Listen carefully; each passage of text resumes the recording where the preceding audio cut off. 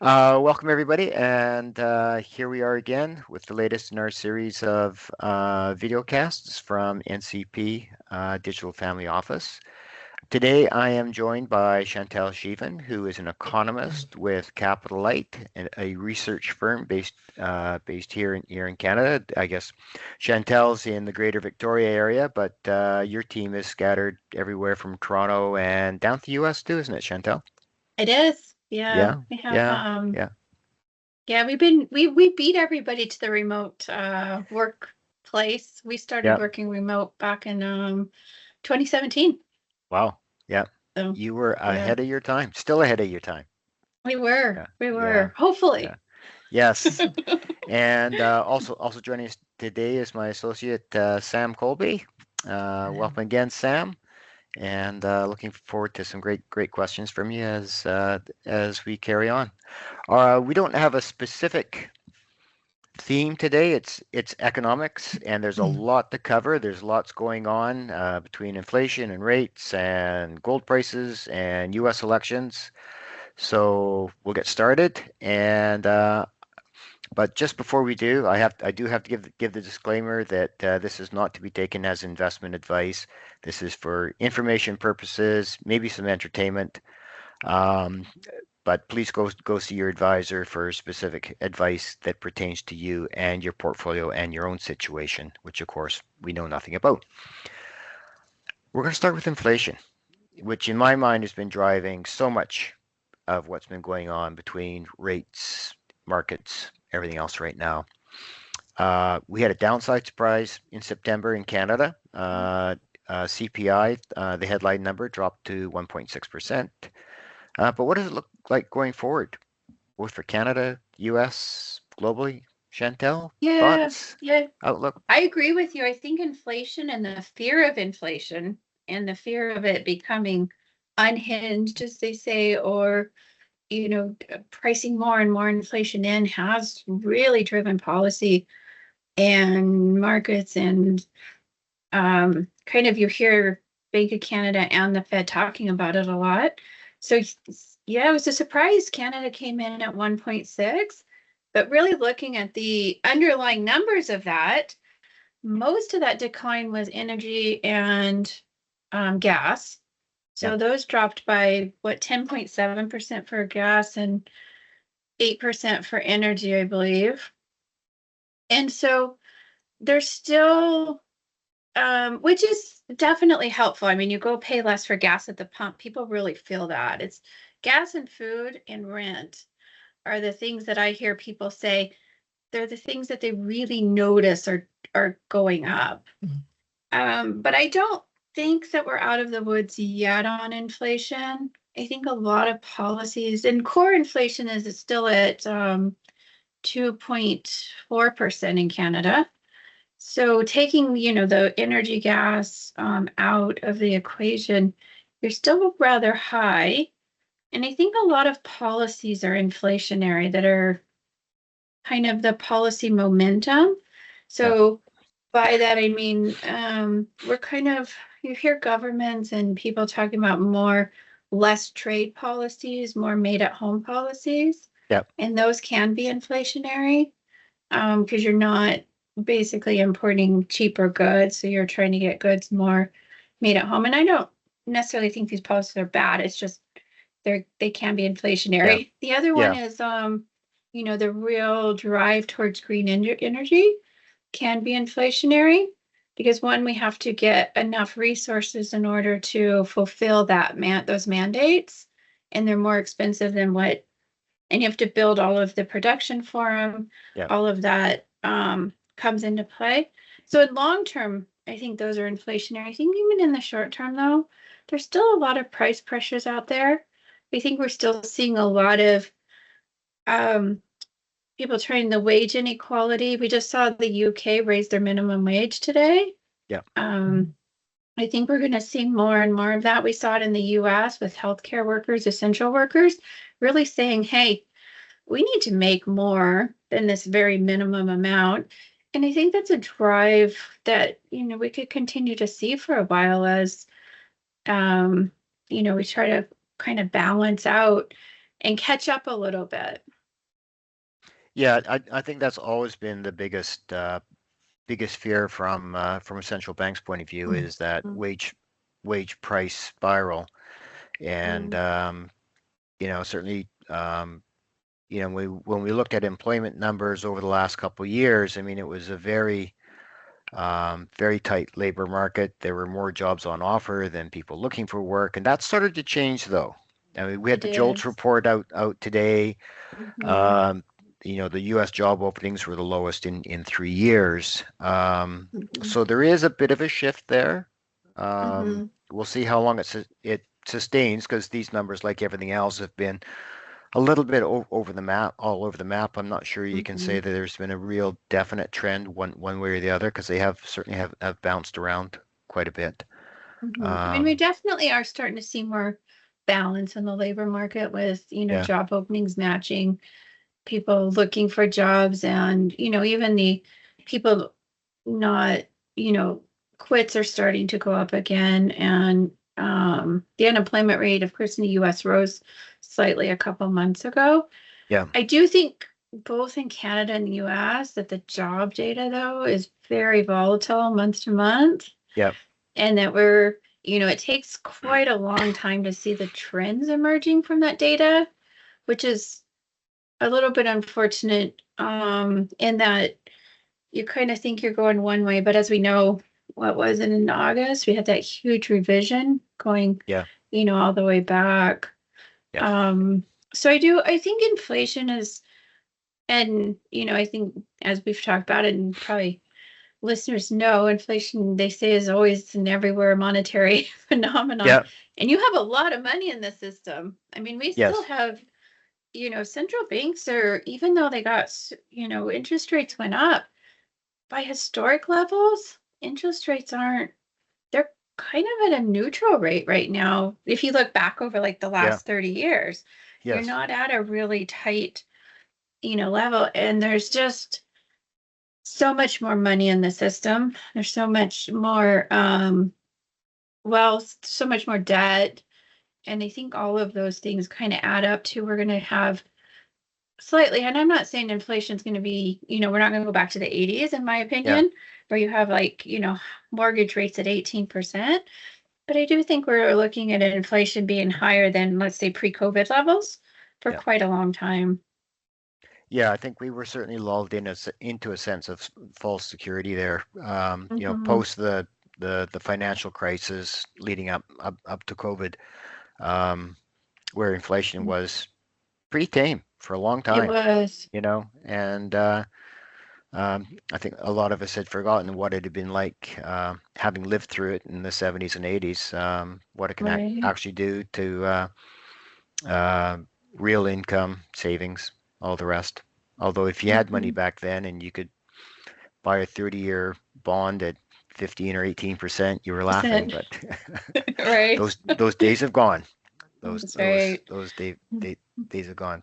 But inflation, of course, always. I'll make one more observation Okay. on inflation. I think this is one that Sam can really relate to. Is that some of the recent numbers, and the uh, energy prices fell, which it really helped the September numbers. Uh, Hmm. October, it's been volatile because of what's been going on in the Middle East, and just this week we've seen oil prices plummet again, Hmm. um, probably to where I'll say their equilibrium is for now, around about $70 on Brent, 70 $71. Hmm. Um, so I think we'll see some headline CPI volatility there. But the other one is rents, and rents seem to have been, you know, the inflation rate on rents has been significantly higher than an awful lot of the other parts of the basket of goods that the central Hmm. banks look. I think I'm pulling a number out of my head, but I seem to remember, I think the last one in Canada was rent inflation was still over 8%. Yeah. Rent inflation was over eight. The broader category that they categorize as shelter, which includes rates, which includes rents, Yeah, mortgages. and a few other things in there, was still at, 5.8%. Yeah. So, though the rent is, of course, most people's rent or mortgage payment, or, shelter is most people's largest Biggest commitment expense. per month. Absolutely. And more income is going to pay for that compared to, in years past, because of the rise in, both mortgage payments and in rent, compared to how much wages are rising. I mean, I think that's something that lots of people are definitely feeling. And, as mortgages come down, sometimes they kind of follow rents. If people can buy houses and rent them for less, a lot of times they'll level off. A lot of times they don't really come down, they just level off. Yeah. I don't think you're going to go see people go, oh, I'm paying less, I'm going to lower it. They'll be like, I just won't raise it. Yeah. Yeah. Well, that really comes down that really comes down to a question of supply, though, doesn't it? And that's, I mean, the demand. We've seen a rise in demand for housing because of immigration and household formation and a whole bunch of other factors. And I think it's been well documented that supply hasn't kept up. But I thinking back many decades ago when I was younger, if you went into a marketplace where there was oversupply, landlords became very competitive. I can remember periods of time where the carrots to get a tenant in would be your first 1 or 2 months rent free or reduced, maybe covering moving costs, things like that. So the rental market was very competitive. Although it's competitive now, there's such a constraint on supply. Landlords are not really in a position that they have to offer those inducements to tenants right now. Just recently, I think it's about a year ago in Victoria, a friend of ours, it's actually the opposite way. They paid the tenants to move out. So they actually paid for, like, they were living there, and because you can only raise rents, of course, with a current tenant by so much, they actually paid the tenants quite a decent sum for them to move out of the place so that they could rent it at a different level. Wow. And that was just a year ago. Yeah. But, so you're actually kind of seeing the other side. The other thing is, I think that's affecting that some is that if landlords don't get long-term tenants, there's a lot more short-term rentals in the market. Yeah. So they might go, more vacation type rentals for a place. Yes. Instead of renting it to a long-term tenant. Yeah. Which, there are more and more restrictions coming in to try and curb that a little bit to help with the supply. Yeah. But I know a lot of condos, especially in downtown areas, landlords will then turn to the short-term market. Yeah, and that's not an issue that's specific to BC or Canada. I mean, that is a global issue. Yeah, that's a global issue. Yeah. I think Canada's doing more, or doing some, for putting incentives for long-term rentals or disincentives for short-term by, more taxes or, of course, the occupancy, type things. Yeah. But it all does contribute to the shortage of housing. It does. For long Absolutely. term. It does. Yeah. Does that make you nervous, Sam? Yes. Very much so. Yeah. Do you, I guess, Sam, do you think that it's an issue that's gonna kind of, like, from your perspective and maybe from your friends and stuff, is it an issue? Because I know for a lot of young people that I've talked to, it's an issue that's a real issue for them, that they do you think it's an issue that can be corrected, or that will be, to make it, let's say, what you would consider affordable to either rent a house or buy a house? I have a bit of a pessimistic view on that, I would say, especially at the point. I live in Vancouver, so rent is Okay. crazy and Yeah. affordability of Mhm. housing is crazy. So I don't know. It would have to take something. I don't even know what it would take. I feel like it's past the point where government policies are going to really do much in the short term Yeah. for us. It would have to be something that was like much more long term down the line where there might be an impact. Yeah, I would say it's pretty Yeah. hopeless for most people my age at this point, and even with large down payments and everything like that, it's just crazy to get into the market and crazy to find housing. And kind of the opposite of Mhm. Russ was saying is there's not legally, but lots of landlords will say, oh, if you want to live here, we would like you to pay 2 months rent before you move in or something like that. So very different Mhm. market Yeah. from back in Yeah. the day. Yeah. Yeah, it is. I agree. I don't think government policy can do everything to make it more affordable. I was just curious because I know a lot of young people do feel exactly that same way. Yeah. That one, the down payments are, a little bit prohibitive on their own. So a lot of, Mhm.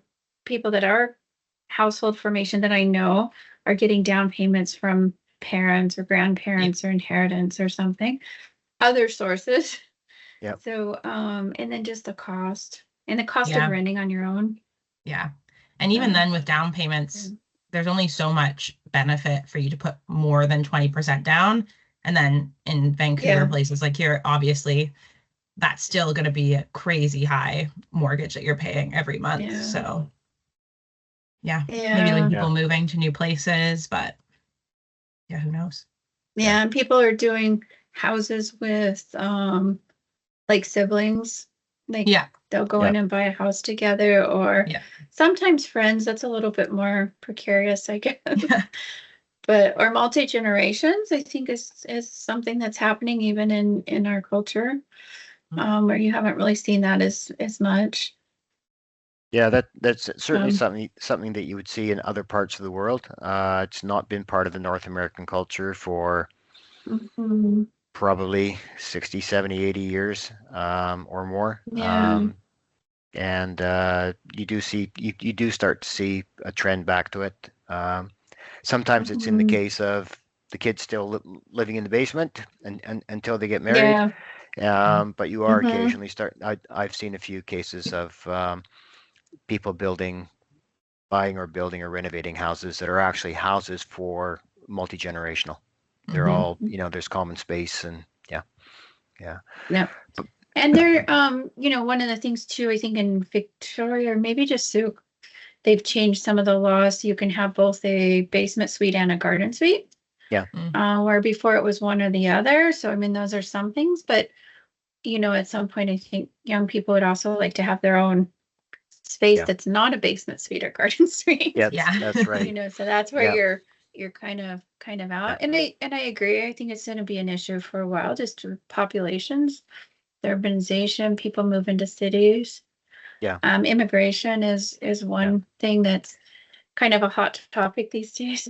yeah. So I think we have on But the list down the road. So yeah, yeah. But part of it too is, I mean, the old saying in real estate is location, location, location. that's right. Um, and when we look at these incredibly high prices, I mean, they really are concentrated in our large Mhm. cities, Mhm. Vancouver, Calgary, Toronto, Montreal. I mean, there's variations there.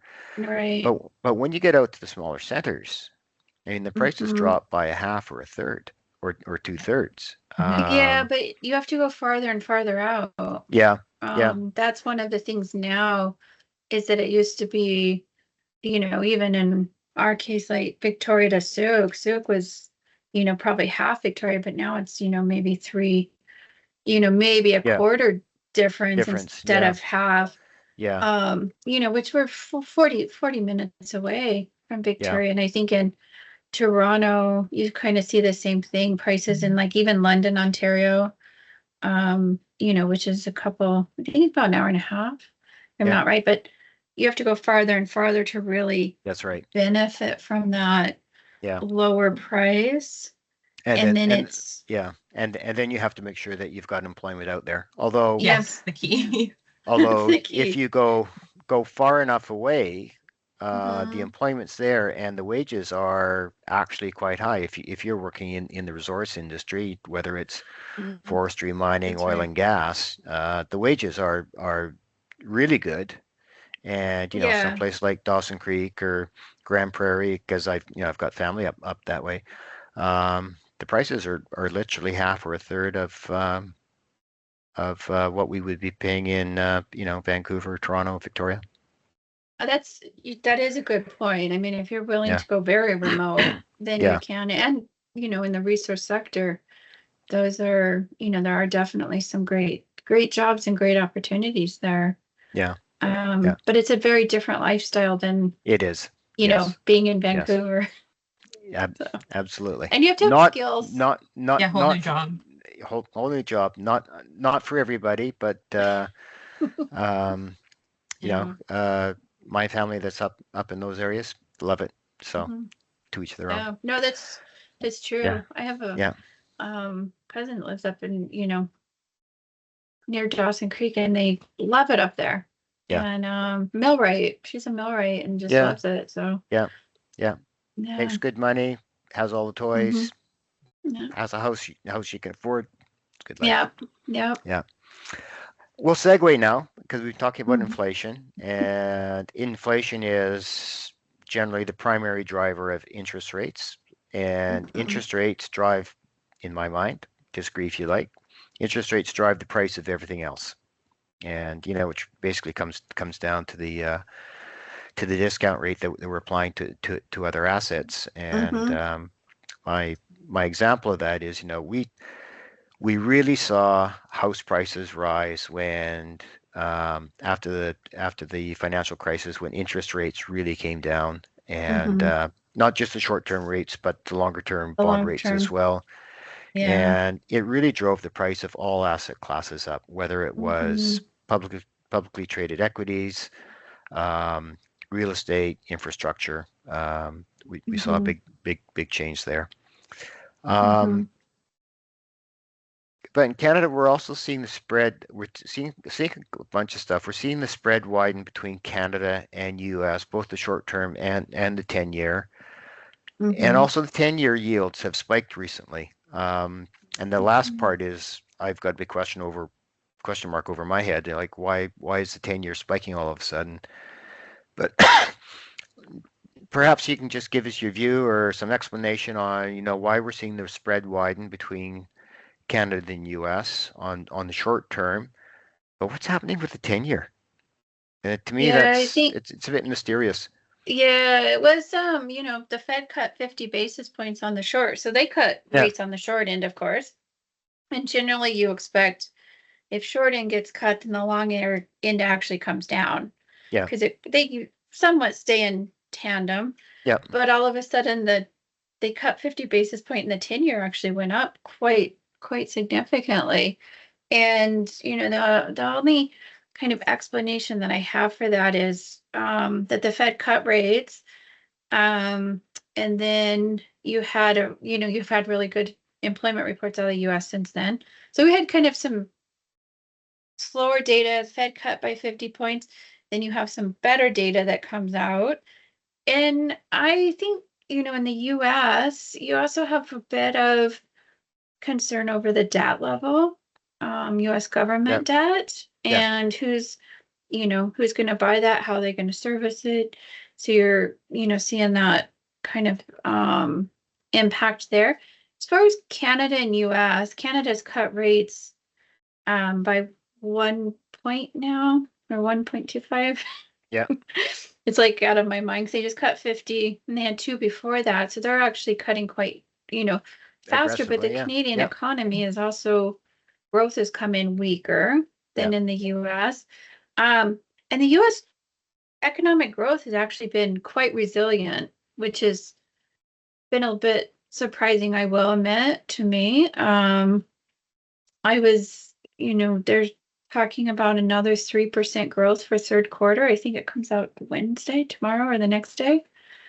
Yeah. But, so I think that the long end of the bond market there is some concern there that, the Fed's cutting rates before inflation is down to their goal.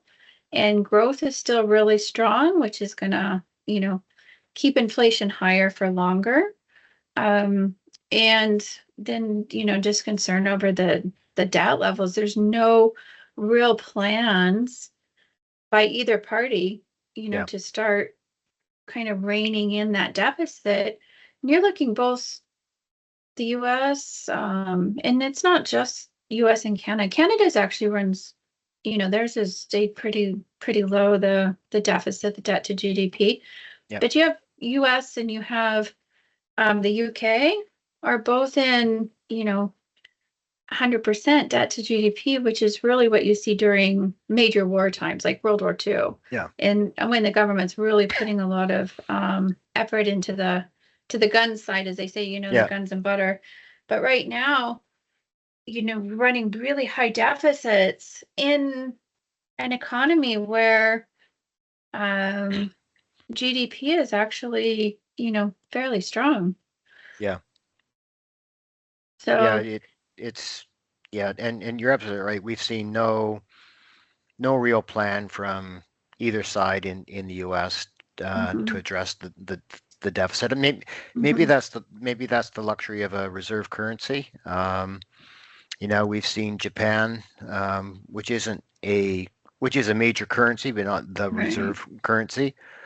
But their debt to GDP levels and level of debt has been astronomically high, and so far they've floated through. Yeah, Um, the difference I think with Japan, and they still have fairly low interest rates, but Japan has really been in, a bit of um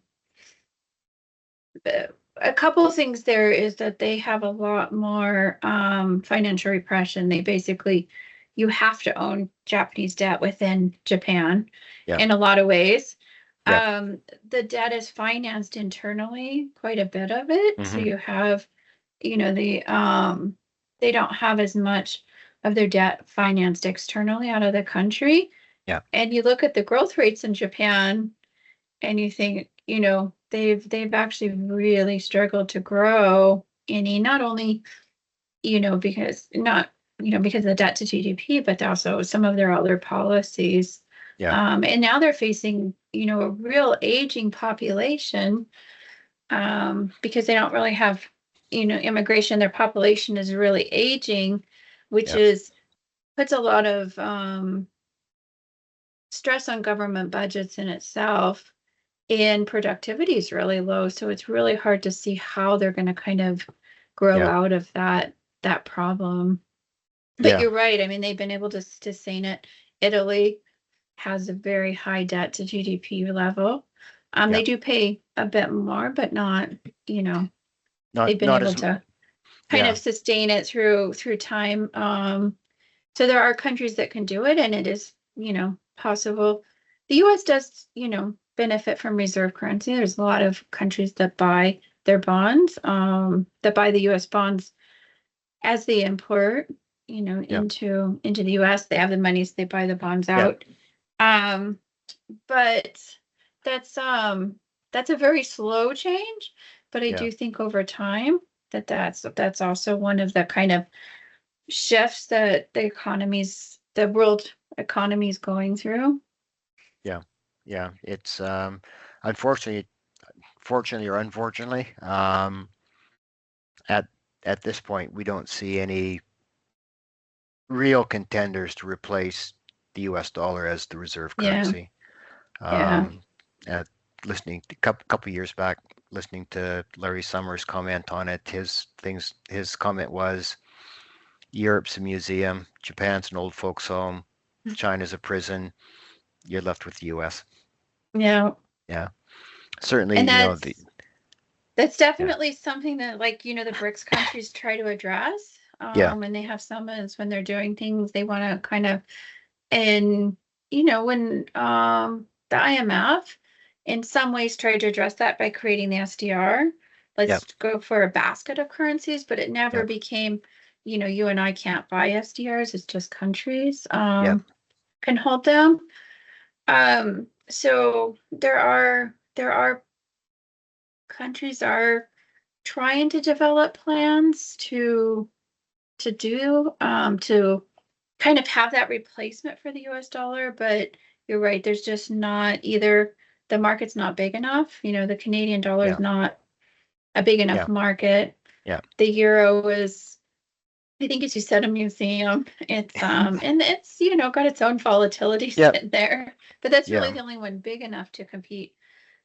China, it's a little bit hard to think about owning. Just the government policies can change so quickly. Well, that's the yuan's not really. That's the thing about a reserve currency. There needs to be transparency there and a truly independent central bank, which Europe has. The issues that there are is that it's such a federated system that it doesn't have the cohesion that a single sovereign will have. And the BRICS, if they try to develop their own currency or monetary thing, I mean the nations in it are so disparate, and have different goals and ambitions, different economies. I'm not sure. I don't think it stands a chance of working. I think that's why they haven't been able to. I mean, they've been talking about it for quite a few years, but it's not something that, Russia and Brazil are very different governments, different types of government, very different, they're very different goals. And then you throw China and India and not the best of friends. No. No. The only thing that I think they really have in common is that they want to try and get away from US dollars. Yes. Yeah. That's the commonality on there. Yeah. The enemy of my friend is my friend. Yes. Yeah. But while we're on currencies, let's just segue quickly, and I think this is a quick question, quick answer.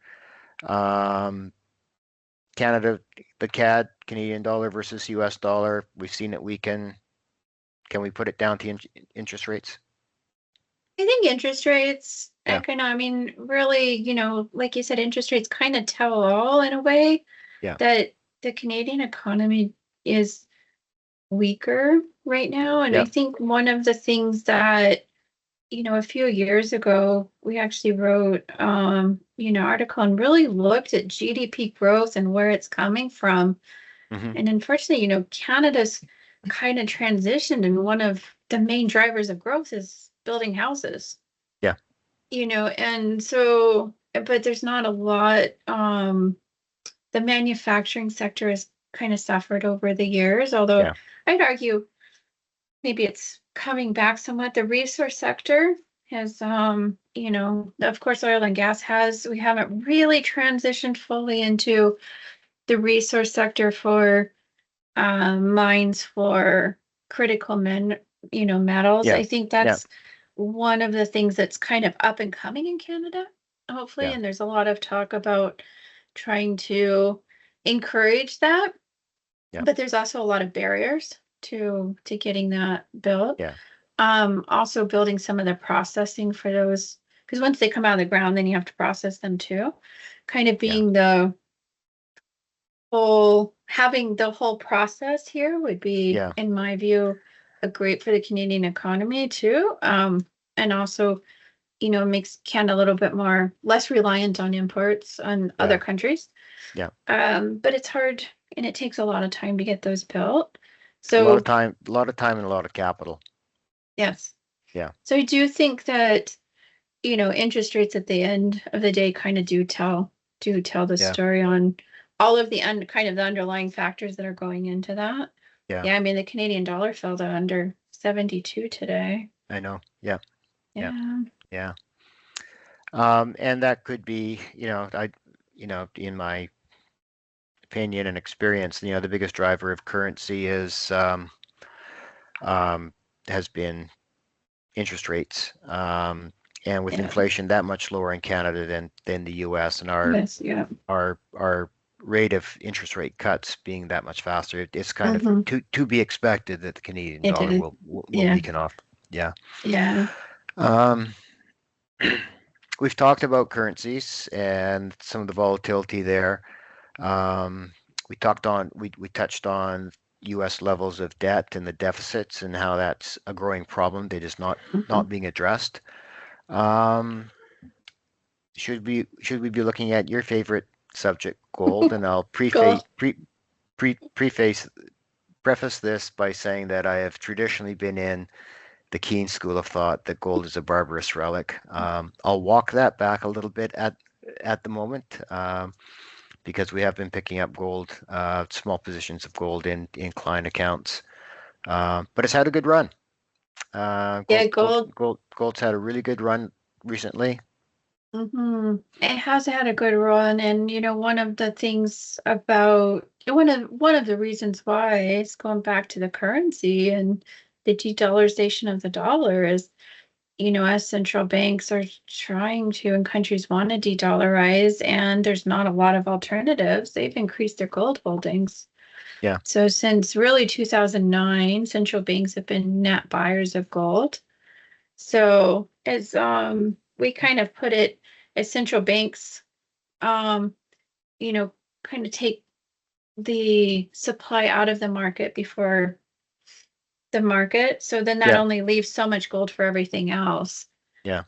Your jewelry demand, all of the, all of the investment demand, all of that. So gold's had a great, has had a really solid run here for the last, really since April. Yeah. Has increased. Actually, we do scenario-based forecasts for gold. So we Yeah. have, our scenario A, B, and C. B is our baseline, and gold is more in our A scenario. Where, and it's, everything, and we go back to interest rates. Interest rates generally also are one of the drivers for gold, and we call them real interest rates. So if you take your inflation adjusted rates, usually work inversely to gold. So as interest rates go up, gold goes down, and vice versa. Yeah. And same with the US dollar. They usually run in opposite directions. So if the dollar is going up, gold. This is just a general historic correlation. Yeah. But gold has really bucked both of those two traditional drivers this year. Yeah. So you have the dollar going up, you have interest rates going up, and you have gold going up all at the same time. Yeah.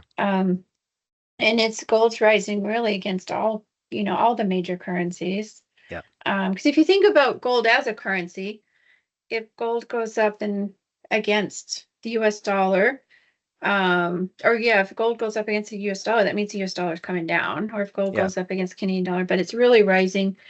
And it, a few reasons for that is we've always had kind of short-term, medium-term, long-term outlook on gold and said, the de-dollarization, the overvaluation of the dollar, and then the de-dollarization and the kind of fall of the dollar as a reserve currency. Because it's a fate, we've had other reserve currencies throughout history. It was the British pound in the early 1900s. And then the dollar kind of rose after Bretton Woods, after they released, the dollar became the main reserve currency. And then the US debt, and there's not a direct correlation with US debt and gold prices, but it's definitely one of the kind of drivers. But that concern over the amount that it just keeps going up are two of the things that we think are starting to kind of tip the pendulum on on kind of the underlying price in gold. So we're seeing gold rise against its kind of historical norms, or against historical norms. And it's something that really, there's not anything that you say, well, central banks are just going to stop buying gold. If you hit a real recession and they're not really adding reserves, then you could definitely see the amount they're adding go down. But because there's really not that alternative to US dollars, they don't want to hold US dollars. There's nothing else, that they want to hold, and they continue to buy. I think that, gold is one of those things that can add a hedge, and again, it depends on people's own, portfolio, where they're at and everything, but it can add a hedge because many times it does work, because it's not correlated with bonds. It's not generally over long periods of time. It's not correlated with markets. Yeah. And if you see a lot of geopolitical, a lot of, turmoil in the world, the gold price generally rises as markets fall. So it can add a bit of a hedge in a portfolio that way. Yeah. And nowadays, of course, it's that much easier to add gold to a portfolio because of the ETFs that actually hold Yes. bullion. Mhm. Prior That's right. to that, you'd own a gold producer, but then you took on company specific risk. Mhm. And I've always been a believer that if you want to own gold, own gold. Mhm. The others are a call on the commodity price, but they're also a call on the operational efficiency of the company. Mhm. I think back years ago, Barrick was an amazing investment. They were good miners, good operators, but it was their hedging program that really set them apart from the others. Mhm. But that's a different call than saying, no, Mhm. I want gold as a hedge in my portfolio, then own the bullion. And the Mhm. easiest way for a portfolio. I mean, you can go out and buy bullion. It's kind of expensive but by the time you actually buy it and pay fees and everything else, and find a Mhm. safety deposit box and put it in, and all the rest, it gets to be a bit of an expensive proposition. But Mhm. the ETF, it's a one click. There are companies that now will hold it, like hold the bullion for you in an Yeah, individual. So an ETF, when you buy an ETF, it's just a basket of gold, like a yeah, mutual fund in a yeah, way, but it's just yeah, bullion. yeah. But they will have, there are companies that you can buy gold through and then they'll Okay, store it in their vault for you. okay, yeah, But that's probably, there are some investors, that really just want to know that that bar is yeah. theirs. Is there? you know Yeah, um and I think the other thing, that gold, that we talk about, with gold, that currencies or investments, most other investments don't have, is gold doesn't have the counterparty risk. So when you're buying yes, bullion, it's a hard asset. So yeah, you don't have the risk of the other party that your contract is with yeah, defaulting on it. And so that's one reason why, investors also will sometimes hold gold, is just to not have that risk. yeah, yeah. Which we Which is saw, why, that was yeah, really going back to the financial crisis. That was one it of the was things that became very apparent, is who owns that other side of the contract, and are they going to be able to make good on it? exactly. Yeah, Yeah. But I yeah, think ETFs, since they've, the rise of the ETFs, and really gold and silver 2008 yeah, have been kind of a preferred way for yeah, investors to hold gold. And they're yeah, easy to trade too. You can buy, you don't have to buy, whole bars or anything too. exactly. Yeah, because Yeah. at $2,700 and change US for a bar and per ounce bar, yeah, gets Yeah. expensive. Yeah, Yeah. yeah. It does. Um, Changing gears a little bit. Um, Recession call. So far, so good. Um, Sorry about that. but what are we not seeing or paying attention to? Um, well, I'm going to say one thing and I'm just going to say this is just one thing that really concerns me, is equity markets. I think that the valuation on some of the stocks and how much it's risen, how fast it's been, it's one of those things that I I think about bubbles throughout, equity markets, and you had the early 2000s. So early 2000s, right before that bubble broke. This is just my own personal experience, and I don't know why me changing careers definitely is not causation or correlation to anything. But I took my Series 7 exam in the US, like right before, like early 2000, right before the dot-com bubble. Yeah. And then I started working, my current, well, it's changed over time, but really gold and in Canada, um, with Martin on gold Yeah. on September 15th, 2008, which was the day that Lehman Brothers filed for bankruptcy. And I'm sure you remember the volatility that was that day and the Oh months yeah. that followed. Yes. Yes. But I can remember walking to the office one morning that we were still in that downturn, a couple months into it, and saying, well, another week, another 2 weeks of this, everything will be at zero, and we can all go home. yeah. Yeah. Yeah, I mean, it was a wild time, but I bring those up and not lightly. It's just that it so Yeah. happened that I really remember when they are, just because that's, kind of when I started. But, you had the dot-com bubble and then the equity, and the financial crisis was slightly different, but the real bubbles in the market and are really a lot of the same signs are there, so market overvaluation and having a pretty steep correction is definitely something that I worry about. And whether that'll happen this month, next month, a year Yeah. from now, I Yeah. don't know. Yeah. And I don't Yeah. know what the trigger will be for Yeah. that change, for that. But it's definitely something that kind of keeps me on my Yeah. toes and I keep thinking about. And I don't know, that's your Yeah. area a lot more on, the actual market side. Yeah. I guess Well, just being prepared and yeah. knowing that markets can go down. I think we get in that it's not going to happen this time. This time is different, as they say. Yeah. Yeah. Sir John Templeton said that that's the most dangerous words in the world. This time it's It different. is. Yeah. Yeah.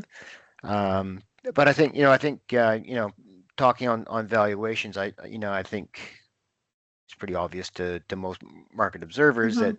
that the S&P 500, which is really almost a global benchmark these days, has Mhm. been driven by 7 stocks, and it's the Yeah. Magnificent Seven, which certainly gives it its major overvaluation. But there is value further down the Oh, feeding chain. You yeah. get down to the mid caps, the valuations are better. Mhm.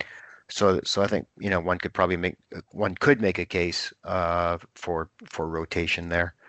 Um, And but I so agree. I do think that there are some stocks out there that are still have some, some room to run, and that there's definitely some good valuation in there.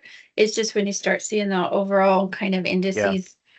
And one of the things, though, even in the real short term, when you do have a kind of a market correction, unfortunately, it doesn't just affect the overvalued. A no, it lot of doesn't. times the Yeah, other ones come down too. yeah, And that a can be lot. hard on investors, Yeah, and it's hard on the nerves. yeah. And I think part of that comes from, today I think a lot of it comes from, that it's throw the baby out with the bathwater, but because so Mhm. many people have gone to passive investing, buying the index, when you want to Mhm. reduce your exposure, you are selling not only those high flyers, but you're selling everything else in that Yeah, index as well. So you can start to see the correlations there, yeah, um, makes sense. which may make a bit more of an argument for throwing some active management in there as well as passive. Yeah. I'm certainly not against passive investing, and it can be a good foundation and core for a portfolio, Mhm. but one has to be aware of the shortcomings at the same time. Yeah. Um, so recession could be triggered by the overvaluation. Yeah. I think Well, I private debt think level you. private debt levels in the States are reasonable, but they're Mhm. certainly more reasonable than Canada. Canada's private debt levels are quite high right now. Yeah, private debt is, something is definitely a concern. Especially in Canada, I think household debt, which has a lot to do with the high house prices. Yeah, You can get pretty far in debt on that. I think that recession is, that's a little bit tough because I was pretty convinced that we would have a recession this year. Yep. And I have to say the economy, both even in Canada, even though we're running kind of low growth, We're it's still kind of growth. held in a bit. Yeah. And Yeah. then in US, you're at 3% growth, and you just think, oh my gosh. Yeah. But I think that's something that can't be ruled out for, coming up in the next couple of years or even next year. Yeah. There's still a lot of signs that are pointing to recession. Mhm. A lot of traditional indicators. And again, we want to say, well, this time is different, but it's sometimes Yeah. it's just a matter of maybe it's just a matter of timing. It doesn't kind of all happen as quickly or Yeah. farther out, but generally they do. Even we were talking about the rotation in the employment earlier, Yeah. and you have things like the Siam roll that has been triggered that generally kind of indicate a recession as unemployment rises. Yeah. And you're kind of right on that, Chris. But of course, the yield curve has been inverted for quite a long time, but with Yeah. longer term yields rising, they might rise faster than the Fed lowers, and you kind of get that Yeah. back in place. The US leading indicator, even with equity markets rising so fast, it's still been quite negative for close to 2 years now. So Yeah. you do have some of those traditional indicators that are still out there. And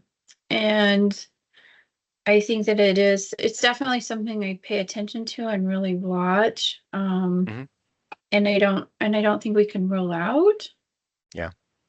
Yeah. Um, Changing up a little bit again. China, second largest economy in the world, but still struggling. Mhm. How does that affect our commodity sector? How does it affect the inflation rate here in Canada? Are imports getting cheaper?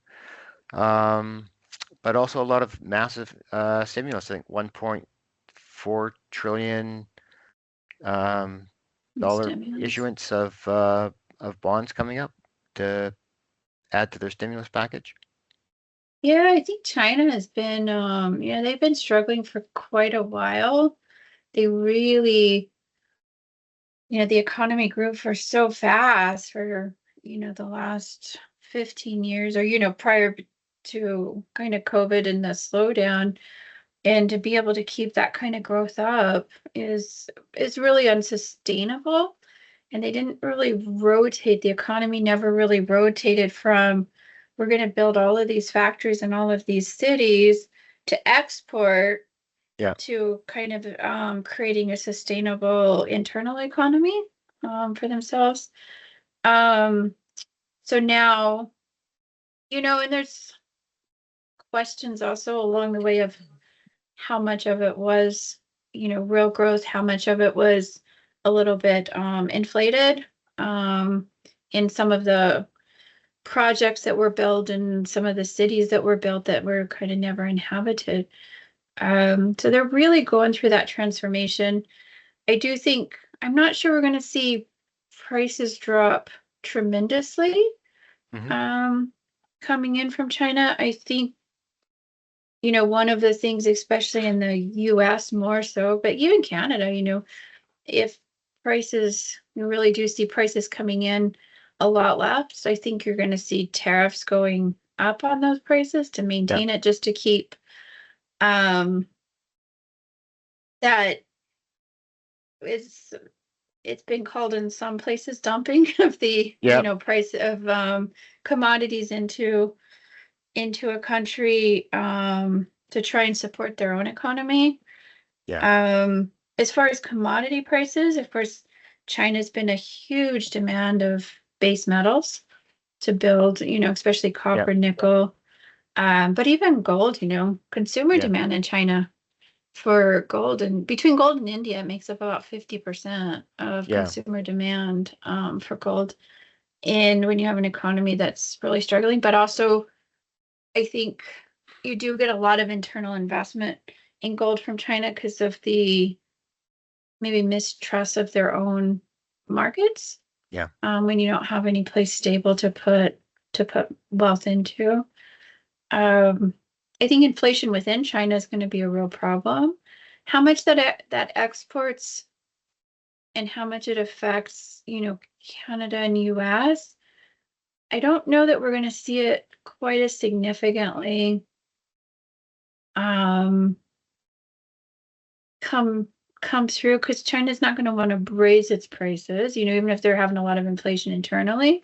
Yeah. They don't want to raise their prices to export, and I don't think that the prices are going to go down significantly, because I think governments in the US and Canada and individuals are very sensitive to that right now. Yeah. Of having a lot of imports, and we're seeing, at the same time China's really struggling, is also at the same time we're seeing that pendulum start to swing back from full on globalization, trade, all of that, to go, there's got to be a limit to it, to how much can come in and how much can come in because the currency is being devalued, or those kind of issues. Yeah.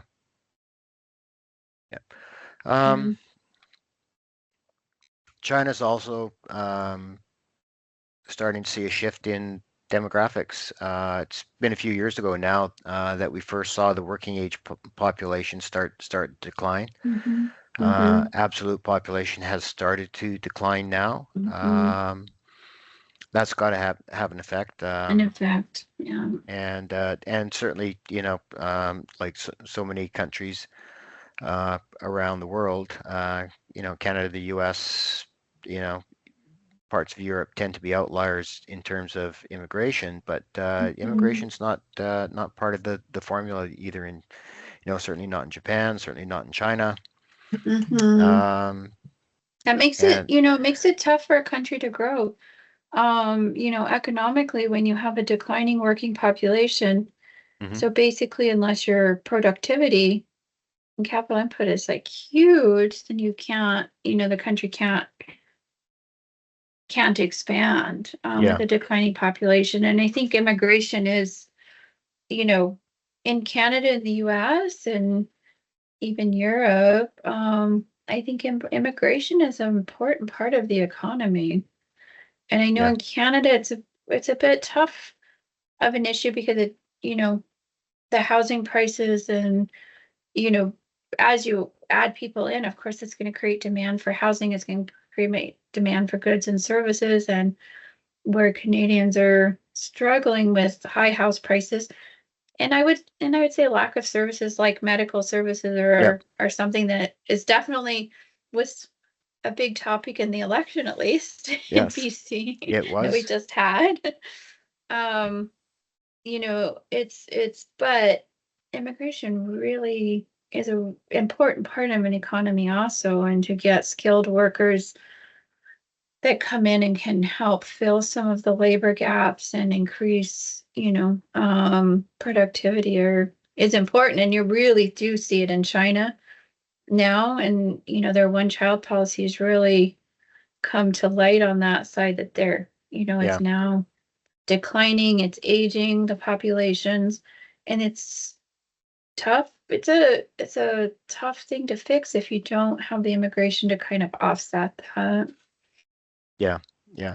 But the the birth rate, there's a distinct definite correlation there. As a country or society becomes wealthier, the birth rate goes birth down. Rate goes down. And you can see it around the world. The story doesn't really change. No. Canada's birth rate is 1.26 children per woman right now. Replacement rate to maintain a stable population is generally considered to be 2.1. The US is 1.7, the EU is 1.7. So it is a global issue. So I guess as we progress through this, I get my assumption will be capital has to replace labor. Mhm.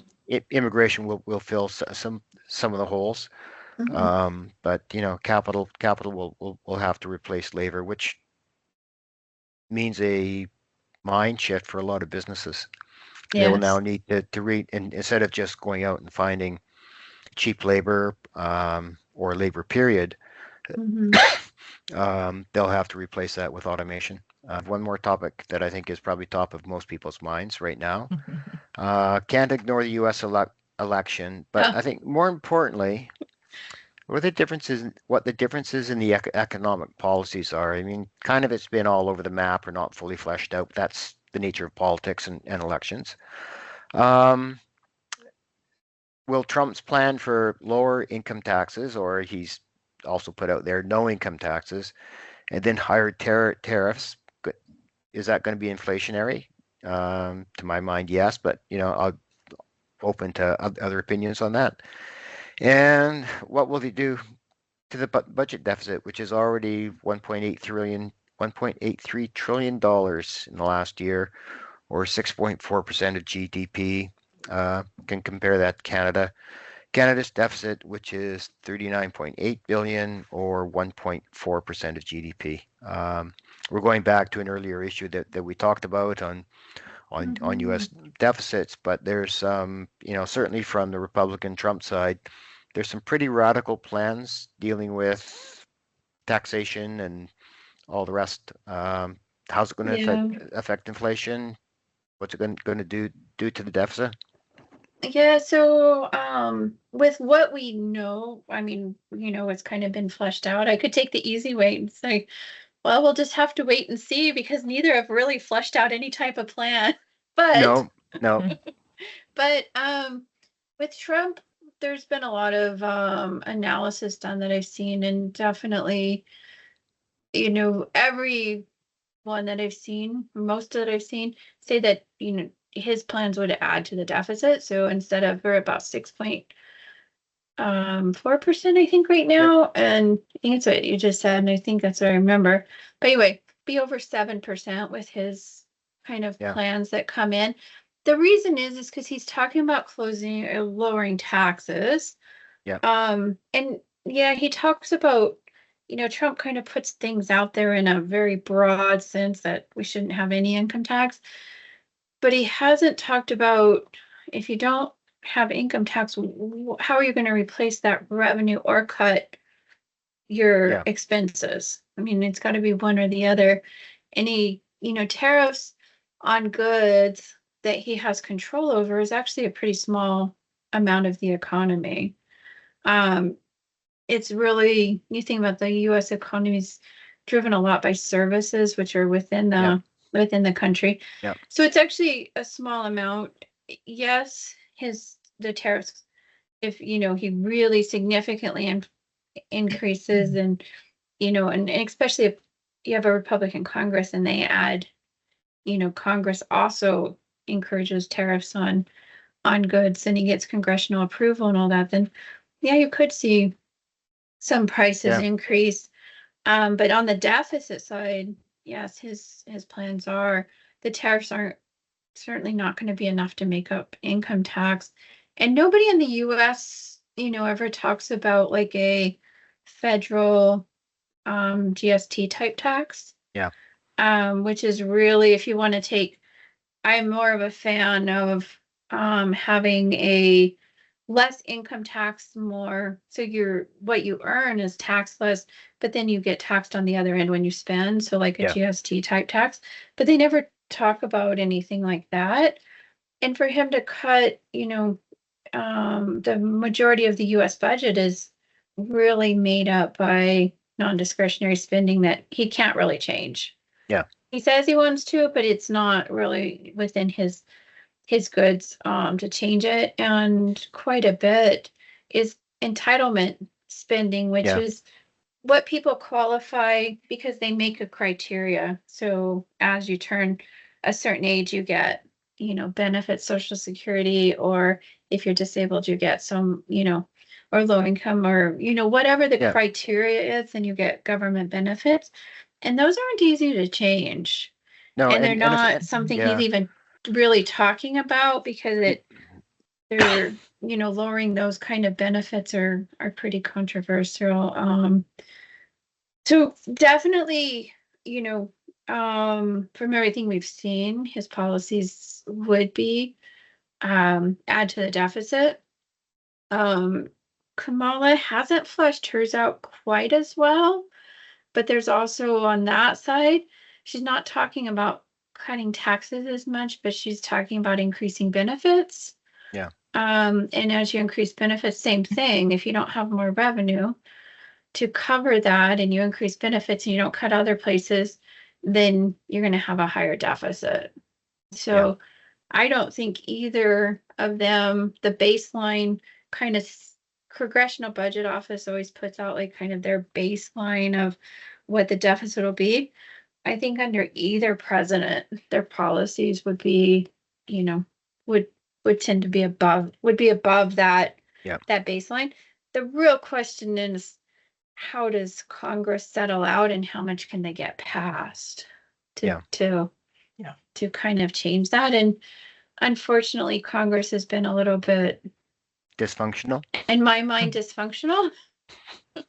And they don't, they're really only passing really short term kind of spending type bills. And there's not a lot of real long term thinking going on there right now. No, What was the word that you just said? Dysfunctional. Oh, same. Okay. Yep, absolutely. Yep. Yeah, which is ironic when you think back and agree or disagree with the stance that the Tea Party movement in the Republican Party took. Yeah. They had a focus on, budget deficits and the finances of the country. We don't see that anywhere. No, we're not seeing that as a discussion. It's not really come up. Both parties could certainly, after they get elected, say, it could. And if we see interest rates really rise on the long end, then it might be something that they kind of have to address. Although I more see as interest rates rise on the long end, I see the Fed stepping in more so and doing another one of their kind of Operation Twist type things. Yeah. Where basically, and you might remember this from, as we called it, QE4 after the financial crisis. Yep. Where they really went in and they said, well, we're going to sell short end off of our balance sheet and buy long end to bring the long end of the bond prices down. Sorry, bond yields down. Yeah.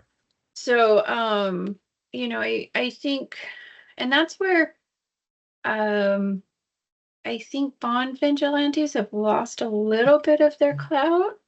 Yeah. And their ability to really go in and, sell bonds, drive the rates up too high, because central banks step in a lot more. And I would argue since the financial crisis, that phenomenon's changed. We don't hear it in the news as much, but remember a couple of years ago, everybody was talking about modified monetary theory. Modern monetary theory. Yes. Yeah. Where basically central banks could just kind of fix everything. Yeah. Although I don't think it's a sustainable for I don't know how long, but because as we go back to the whole inflation thing that is always and everywhere a monetary phenomenon. In the end of the day, you have that much money in the system. Yep. Chasing those goods. That's right. Yeah. So where it all ends, that's kind of the question. But I do think that central banks will, if the US 10-year continues to rise, I think we could start seeing Powell say, well, we want to bring down that long end down. And remember when it's probably off topic, but kind of similar. I was thinking the other day, remember Greenspan when they were raising the short-term rates back in early 2000, and he kept saying he has this conundrum: why aren't long-term rates rising? We're in the opposite now. We've gone that full peninsula where they're lowering short-term rates, but long-term rates are rising. So we're paying for that policy because Yeah. policies take a long time to kind of work through. And now that, back then, that's when China first joined Yeah. WTO. They were Yeah. coming in, we were getting lots of inexpensive goods. Yep. Everything was about global trade and how can we work together as a global Yep. entity. And now we're 25 years down the road going, maybe we don't like that policy so much. So let's go Yeah. back to being a little bit more insular. And we have Yeah. that opposite conundrum now. Yeah. Yeah. Interesting times, as they say. It is. Yeah. Never boring, that's for sure. Yeah. Yeah. Well, we are probably over time, but it's been a fascinating conversation Yeah. as always, Chantelle. Thanks very much for Always- joining us. Always fun to Sam- talk to you, and Sam. Sam, Yeah, that was Sam, great. any final questions? I don't think so. That was really well done. Okay. Thanks. All encompassing. Yeah. Well, thanks again, Chantelle. Yeah. We'll do it again. will. And get out and enjoy the sunshine for the rest of the day. Thanks. Okay. Thanks. You too. Take Okay. care. Thanks. Bye. Everybody. Nice to see Bye. you both.